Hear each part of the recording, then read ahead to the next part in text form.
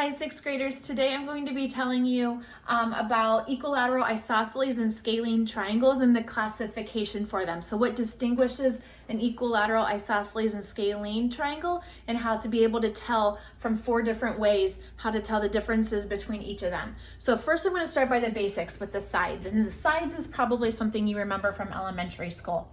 An equilateral triangle has all of the sides the same. So equilateral, all the sides the same.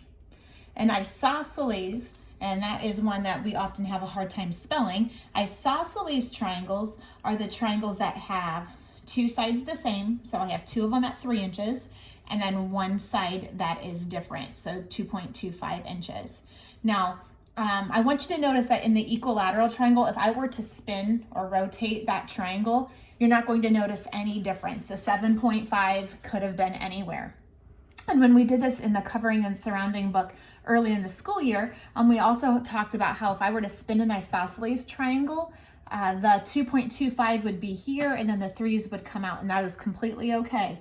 So this is the typical way of showing an isosceles triangle, with the matching sides being like the more vertical sides and then the horizontal side being the one that's different. But keep in mind, it's allowed to be rotated. Finally, with the scalene triangle, it has sides that are all different. So I have one that measures 6, one that measures 7, one that measures 9. Again, scalene is also one of those words that's a little bit harder to spell. So there's the spelling for you, and all 3 sides are different. Now, that's the basic understanding. That's something that we often remember from elementary school. As we move over into 6th and 7th grade, you're going to start to see more often just symbols. So these are still in the same order as before: equilateral, isosceles, and scalene. But what you can see here on these symbols is we use sometimes you call them ticks or hash marks. So you see how this side has 1 line going through it, and that same 1 line is going through on all 3 sides. Since all 3 sides have 1 line, all 3 sides then essentially match. They show you by having 1 line marking it that everything that has 1 line marking it will match.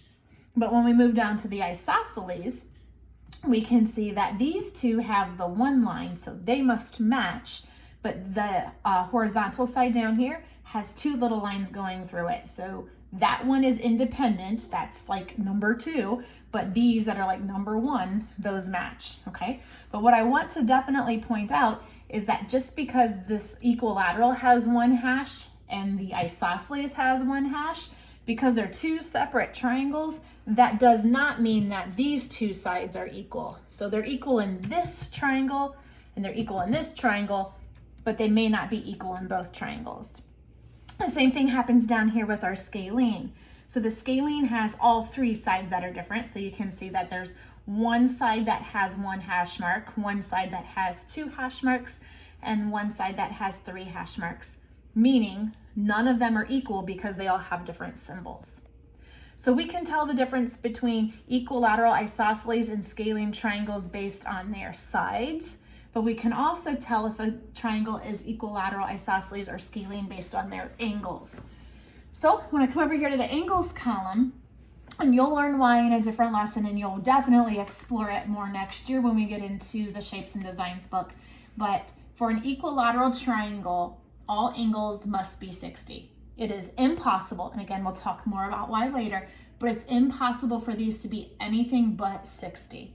So if it says 50, 50, 50, it's not a correct triangle. It's not possible. So for it to be an equilateral triangle, 60, 60, 60. And because all sides are equal in an equilateral triangle, all angles must be equal in an equilateral triangle. When you come down to an isosceles triangle, notice how those 2 sides were the 2 equal sides. Then these 2 base angles must be the same. So since these sides are the same, these 2 angles are the same. This one will be the different one. So 2 angles that come from the base up to the sides. Same angles will also show then an isosceles triangle.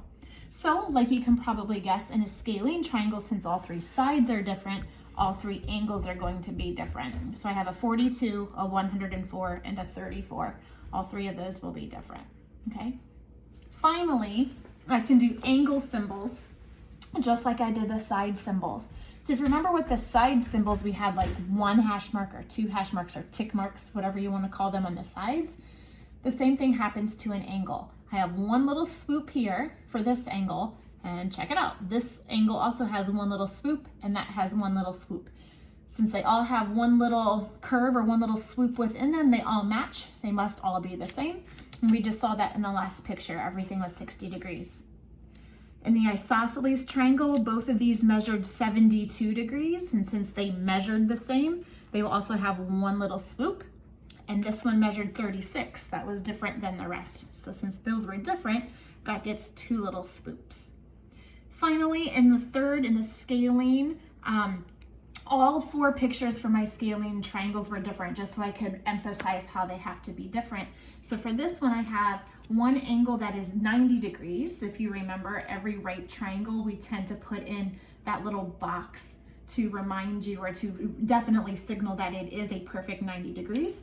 This angle up here has 1 swoop, and this angle down here has 2 swoops, identifying to me that all 3 angles, since they have a different shape identifying the angles, all 3 angles are going to be different. Okay? If you have any questions, please make sure you ask. Have a great day.